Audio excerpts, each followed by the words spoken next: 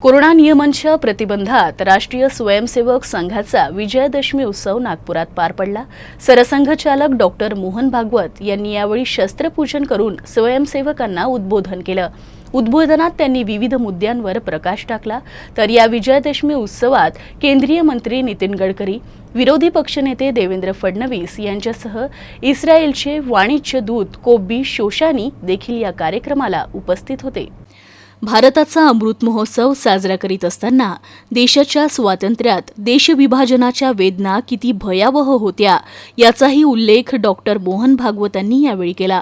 देश विकासाच्या मार्गावर राहू नये यासाठी अनेक प्रयत्न होत असल्याचंही सरसंघचालक म्हणाले। और इसलिए जो चुनौतियां उस समय की थी उसके सामने एक स्पष्ट नीति लेकर हम खड़े नहीं हुए। कभी इधर कभी उधर ऐसी ढुलमुल बात चली। इसका लाभ विदेशियों ने लिया और जिस दिन हम स्वतंत्र हुए उस दिन स्वतंत्रता के आनंद के साथ साथ एक अत्यंत दुर्धर वेदना भी हमने अपने मन में अनुभव की। वो टीस अभी तक गई नहीं है। अपने देश का विभाजन हुआ, अत्यंत दुःखद इतिहास है वो। सरसंघचालक डॉक्टर मोहन भागवत यांनी देशातील ड्रग्सचं व्यसन आणि OTT प्लॅटफॉर्मवर हल्लाबोल केलाय। ड्रग्सच्या निर्मूलनासाठी सरकारनं पावले उचलावी आणि OTT प्लॅटफॉर्मवर नियंत्रण असावे असं सरसंघचालक यावेळी म्हणाले। और तकनीकी के आधार पर नई नई बातें जो आ रही वो और आग में घी डालने का काम कर रही।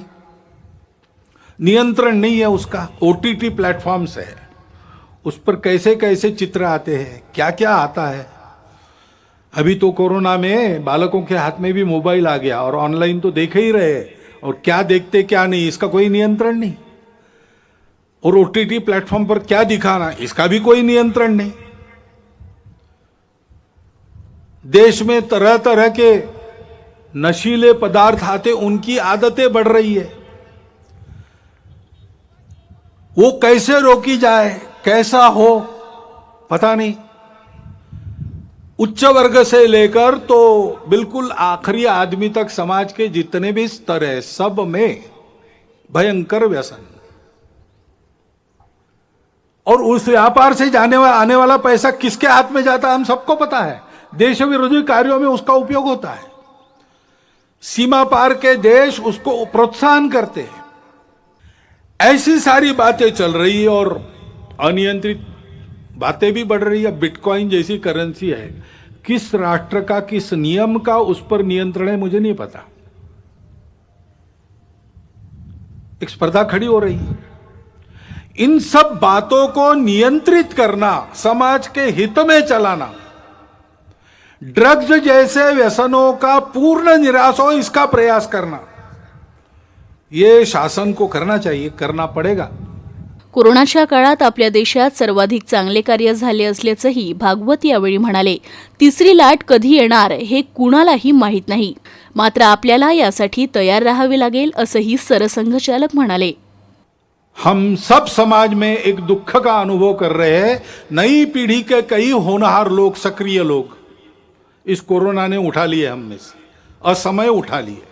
उसका बहुत दुख है, उनके प्रति श्रद्धांजलि है। लेकिन वो होने के बाद भी तुरंत सावधान होकर पूरे समाज ने अपनी जान को हथेली पर लेकर दूसरे लहर का भी सामना किया, यशस्वी प्रतिकार किया। और अब तीसरे लहर की आशंका है तो भी अपना देश कोरोना के प्रतिकार में दुनिया में सबसे आगे है। ये परिस्थिति है। ऐसे कार्यकर्ताओं का अभिनंदन भी है, सारा देश अभिनंदन कर रहा है, हम भी उसमें सहभागी। आसाम आणि मिझोराम मधील पोलिसांमध्ये झालेल्या गोळीबाराच्या घटनेवरून त्यांनी नाराजी व्यक्त केली। आपण एकाच देशाचे नागरिक आहो की काय आहो असा प्रश्न त्यांनी उपस्थित केलाय। यानी एक भारत का ही राज्य है, दूसरा भी भारत का ही राज्य है, उसकी पुलिस आपस में युद्ध करती है, गोलियों से लोग मारे जाते हैं। हम एक देश के वासी हैं कि क्या है। अपनी राजनीतिक स्पर्धा के चलते और सरकारों का विरोध खड़ा होता है, पार्टियों का है, चलता है। लेकिन सरकारें व्यवस्था के अंदर, व्यवस्था तो एक है, संविधान के तहत बनी है। संविधान के तहत हम फेडरल स्ट्रक्चर है, लेकिन संविधान के तहत ही we the people of India, हम एक देश के लोग हैं, हमारा एक देश है, व्यवस्थाएं हमने फेडरल बनाई है, लोग फेडरल नहीं है। संपूर्ण जन एक राष्ट्र है। लेकिन ऐसा पोषक व्यवहार सत्ता में बैठे लोगों का भी होता हुआ नहीं दिखता। तो समाज को कहां से उद्बोधन मिलेगा, कहां से पथ प्रदर्शक पाथेय मिलेगा? देशाच्या वाढत्या लोकसंख्येवर सरसंघचालकांनी चिंता व्यक्त केली। देशाची लोकसंख्या नियंत्रणात आणायची असेल तर कडक पावले उचलावी लागतील, असंही डॉक्टर मोहन भागवत म्हणाले। ये बात जब सोचते हैं तो एक सब लोग आजकल कहते हैं, पहले इतना नहीं कहते थे, आजकल कहते हैं, वो कहते हैं ये जनसंख्या क्या करेंगे, बढ़ती जा रही। तो जनसंख्या नीति तो होनी चाहिए। अपने यहां विचार हुआ है, एक परिवार में 2.1 ऐसा कहा है ना, 2 बालक रहे, ऐसा विद्वानों ने मिलकर निश्चित किया, सरकार ने उसको स्वीकार किया, ये सब हुआ है। लेकिन हमको लगता है कि एक बार फिर विचार कर लेना चाहिए। सर्व लोक हिंदू पूर्वजांचे वंशज आहे, त्यांची मातृभूमी देखील भारतच आहे। काही लोकांनी फुटीरतावादी भावना सोडण्याची गरज आहे।